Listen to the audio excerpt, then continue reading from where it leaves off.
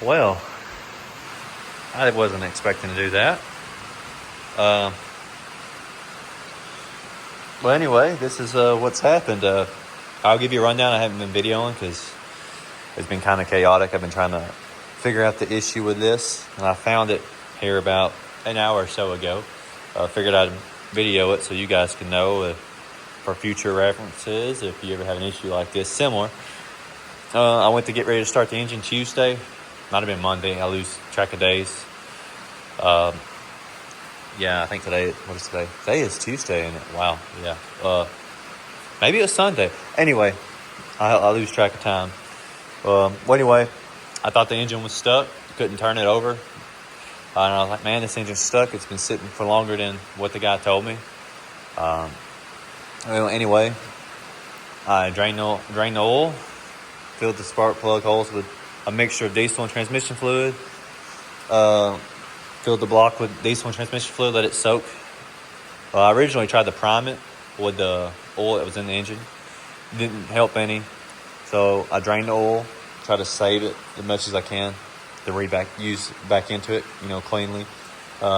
Didn't help any. Put diesel and transmission fluid in it. It didn't really help any. I mean, I was able to move it, and you get that kind of, I think it's getting better. No, it didn't. It didn't help any at all. What it turned out to be is, let me see in here. Now, you see how these connecting rods are labeled 7 and 7? I forget what that one is. 3, 3. Well, anyway, we got over here on number 4. I flipped it now, so I wouldn't forget. It had this is number 5. But the number 5 connecting rod was flipped like this. After me looking at it a little bit, studying on it, like, man, what is it is? I loosened the main caps to see if it was somehow in a bind with the bearings, and it didn't help none. And it turned out to be this connecting rod. Bearing on number 5 was flipped. And I saw the numbers, like, man, that doesn't look right. That doesn't look right. And as I was turning around, this one here was hopping. Like, you could see it was catching. I was like, man, that's the issue. So I took this one loose and looked at it, greased it really well, cleaned it really well. And that didn't really help any. Put it back together. And I was like, man, I didn't know where to start. And I was like, that number 5 shouldn't be there. I mean, I was like, if I recall from last engine I built, and I built an engine in 2017, 18. Been a long time back when I was still a youngster. I remember dot to dot or number to number or something like that. And I was like, that don't look like it. And I pulled it. You could see where the bearing had some wear in it from where it was spinning improperly or not being mated right. And I picked it up and I was like, man, it's not tang to tang or, notch to notch. I do remember that. That would be something you had to do. Let me put that back before I forget it. Yeah, I was like, man, that is notch to notch. Okay, cool. See, I'm already rechecking myself. I guess whoever built this engine didn't check themselves good or they made a human error. I done reassembled it, put it back there, and now she spins. Like, she's tight, but I expect it to be semi-tight being that it's a freshly built engine. I mean, not like tight where you can't turn it, but you're tight enough you have to give a little oomph to it. Yeah, I wasn't expecting to be this far in the car. I was actually expecting to have this thing running by the end of the week. I mean, it's still possible. Today's only Tuesday, but I told a neighbor I was going to work on his vehicle, and I put it off. I actually went and bought this car beforehand, and I need to work on it, so I'll probably reassemble it, put it back in the car. Either I'll reassemble it here, put the oil pan on it, and button it all up, and leave it on the stand, and bring his truck in and do it. Or I'll reassemble it, put the engine back in the car, then roll it outside. I'll probably leave the engine on the stand and roll it out and roll it in, so I don't have to get out in the weather, being that there ain't no hood or nothing on it. And it's supposed to rain the rest of the week here. Here I am rambling on. But let me get back at it. I'm going to try to clean these main caps up a little bit. Try to wipe it down, try to keep it clean as much as I can. That's sort of important on this stuff. So I've been told. This is probably the 3rd engine I've ever been in, 4th engine. I lose count. But I haven't been in too many engines. I'm unfamiliar. I actually went up and researched a little bit more. I remember the tab, the numbers. I remember the notches. Well, I didn't quite remember the notches. I thought they were slightly off. Boy, you see how nasty that is. Boy, that's going to take some cleaning. But, yeah. Just updating you guys on what I found. So maybe I'll post a video of how she sounded before when I was turning it over. And I had a 4-foot jack breaker bar turning this engine. So you could tell how big of a bind that put that in. Because at first I was tempted to try to turn it over to start, and I'm like, man, but every engine I've ever turned over by the ratchet, I was able to kind of free spin it fairly easy. I mean, they're going to be a little bit, but yeah, this one was too tight for that. I'll post a video at the end of this, so you guys can hear and be like, man, if you have a similar situation, hopefully you guys never do, but you have something to go off of. All right, let me get back at it.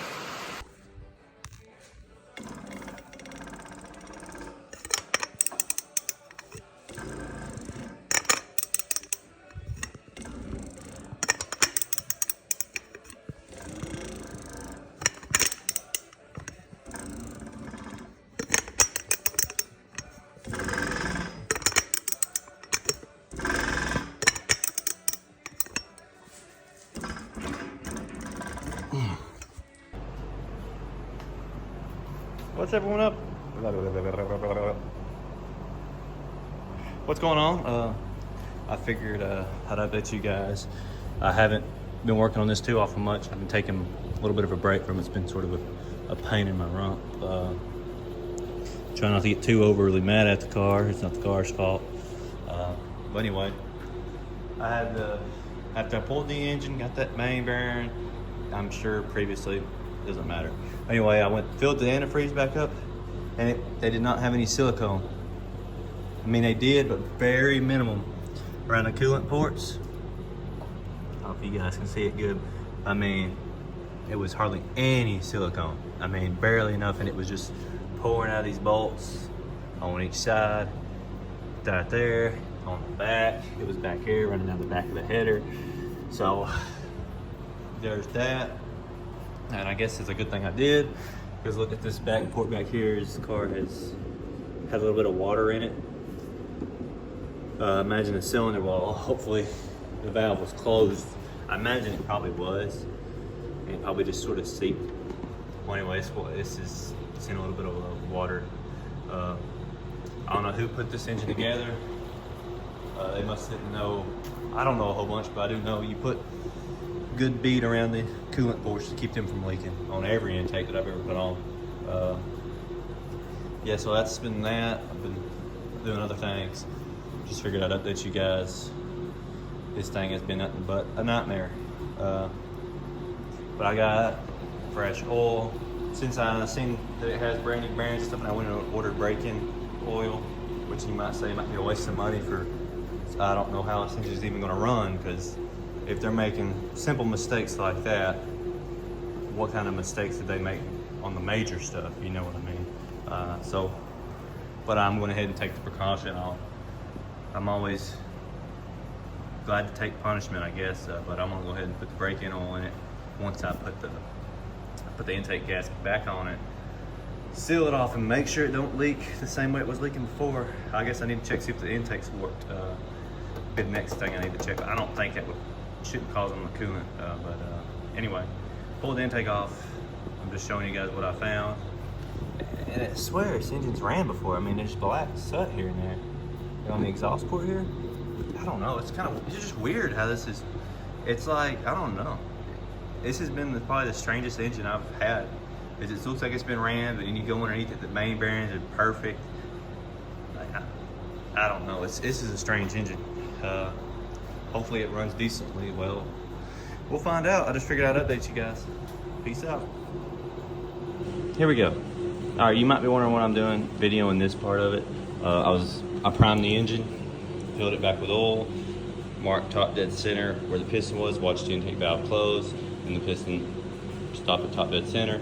I was showing you guys this because this car does not have any timing markers. On this balancer, I don't know if it's just that old or what, if they didn't have balance, I don't know how they timed them back in 65. They probably didn't have the technology we do now. Anyway, I'm blabbing on. Well, I marked top dead center on the marked balancer. I'm gonna go out here to this other 302 auto, the 65, the blue car. and I'm gonna mark 10 degrees before, and then I might do 15, so I kind of have a ballpark on timing, because don't know what this engine's gonna want, so I'm gonna have 10 degrees, 15, wherever it lays out here. I'm gonna use this caliper here and give me a rough estimate, give me a ballpark. And now there is some time allowance out there that does show advancing on the thing. I believe a Bosch does. I believe I know someone with a Bosch that actually shows it when you advance it.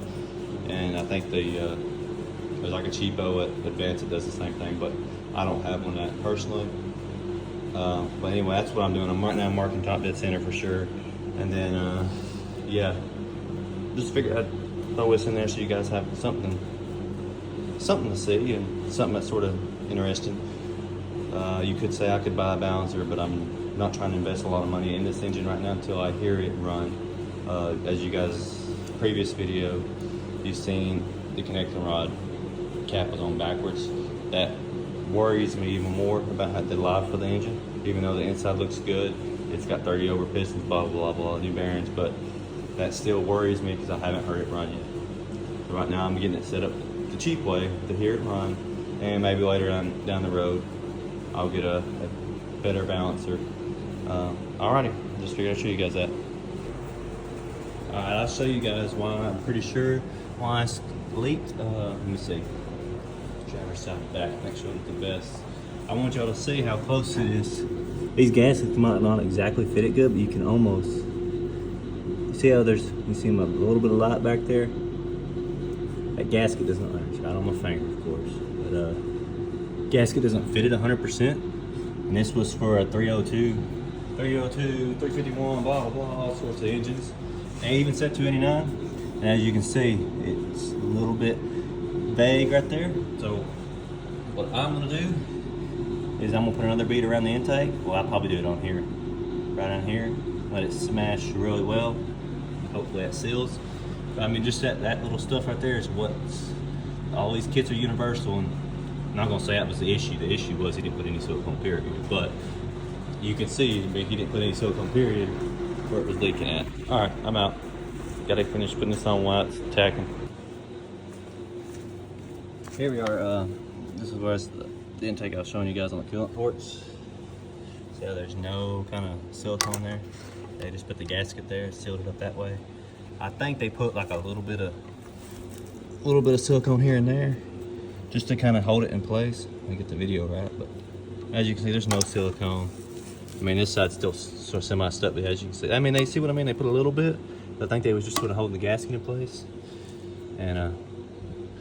And one of these gaskets, oh, this one here sort of had a bow in it, like it got caught, pinched up, kind of had a pinch to it. And this was on the passenger side rear. And they didn't have the gasket any centered. And you can see the ports are way off.